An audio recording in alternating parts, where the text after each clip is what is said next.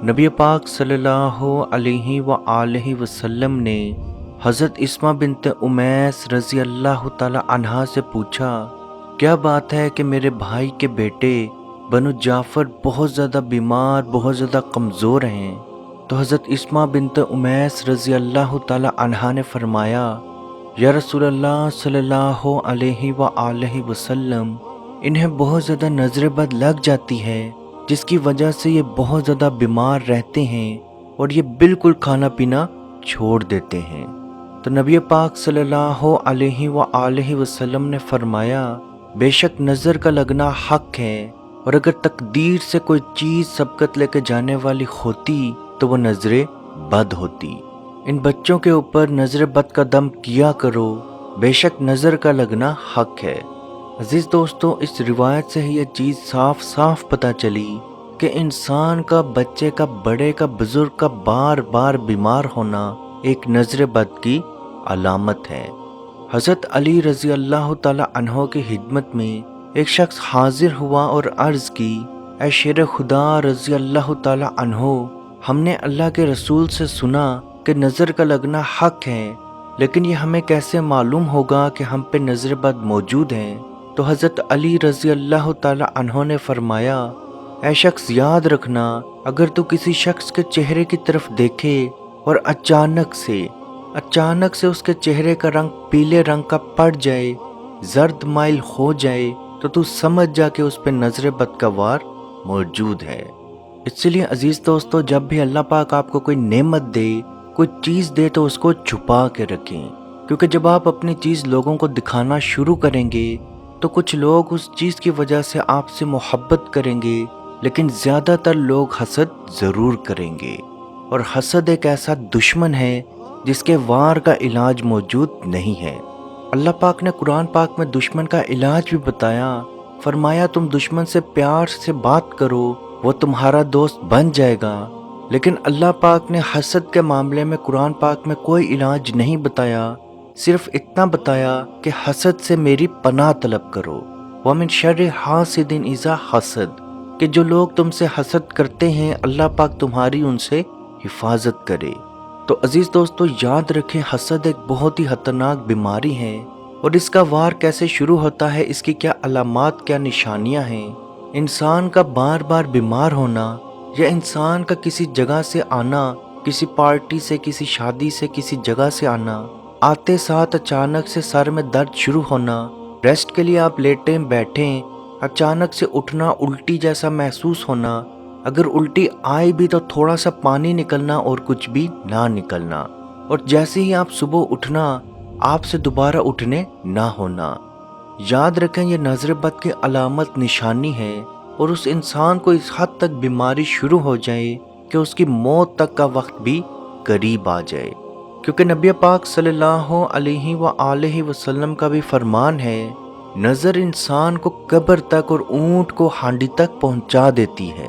اگر کوئی انسان بار بار بیمار ہوتا ہو، نظر بد کی وجہ سے بار بار بیمار ہوتا ہو، تو اس کا علاج کیسے کیا جائے؟ تو اس کا علاج کچھ یوں ہے۔ سیدنا عبادہ بن صامت رضی اللہ تعالی عنہ بیان کرتے ہیں کہ میں نبی پاک صلی اللہ علیہ وآلہ وسلم کی تیمارداری کے لیے ان کے پاس حاضر ہوا۔ آپ صلی اللہ علیہ وآلہ وسلم کو اس حد تک سخت تکلیف بخار تھا کہ جس کی شدت کا اندازہ صرف اللہ ہی کو معلوم ہوگا۔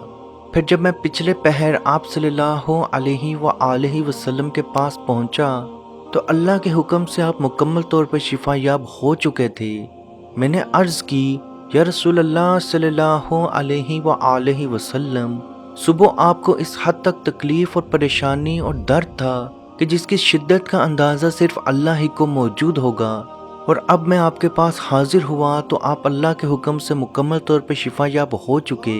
تو آپ صلی اللہ علیہ وآلہ وسلم نے فرمایا، اے صامت کے بیٹے، جبرائیل علیہ السلام میرے پاس آئے اور انہوں نے مجھ پہ دم کیا، یہ دم ایسا تھا کہ اللہ کے حکم سے میں فوراً شفا یاب ہو گیا۔ کہ میں تجھے وہ دم نہ سکھاؤں؟ تو اس پر سیدنا عبادہ بن صامت رضی اللہ تعالی عنہ نے فرمایا، کیوں نہیں، مجھے ضرور سکھائیں۔ تو آپ صلی اللہ علیہ وآلہ وسلم نے فرمایا، بسم اللہ ارقیکا من کل شیء یوزکا من حاسد کل حاسد وعین بسم اللہ یشفیکا۔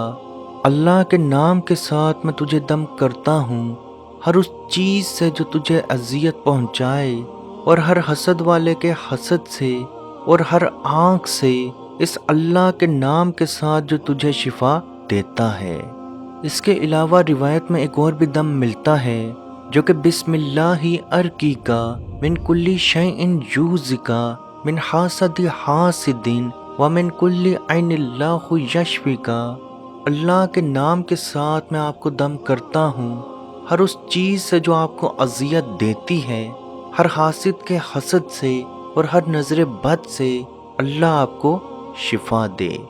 عزیز دوستو، یہ دم حضرت جبرائیل علیہ السلام کا دم بھی کہلاتا ہے۔ جو شخص بار بار کمزوری بیماری میں مبتلا ہوتا ہو، اس کی میڈیکل رپورٹس بالکل کلیئر ہوں، لیکن اس کے باوجود بھی اس کی بیماری ختم نہیں ہو رہی، اور اسی بیماری کی وجہ سے وہ بہت زیادہ ویک اور کمزور ہوتا جا رہا ہے، تو عزیز دوستو آپ یہ دم ضرور کریں۔ 7 مرتبہ 7 ٹائمز صبح، دوپہر اور شام اپنے پہ دم کر لیا کریں۔ انشاءاللہ اللہ پاک کے حکم سے آپ ہر طرح کے نظر بد سے محفوظ رہیں گے، اور اگر آپ پہ نظر بد کا وار موجود ہوگا تو اس دم کی وجہ سے اللہ پاک آپ کو شفا ضرور دے گا۔ یاد رکھیں، شفا دینے والی ذات صرف اور صرف اللہ پاک کی ہے۔ اپنے دل میں، اپنے دماغ میں اس چیز کو بالکل صاف رکھیں کہ اس دم کی وجہ سے اللہ پاک آپ کو شفا ضرور دے گا۔ اللہ پاک سے دعا ہے کہ ہم سب کو اپنے حفظ و ایمان میں رکھے، اور کشمیر کے بھائیوں پہ خصوصی رحم عطا فرمائے، اور ان کو آزادی کی نعمت عطا فرمائے۔ آمین۔ اللہ حافظ۔ یا رسول اللہ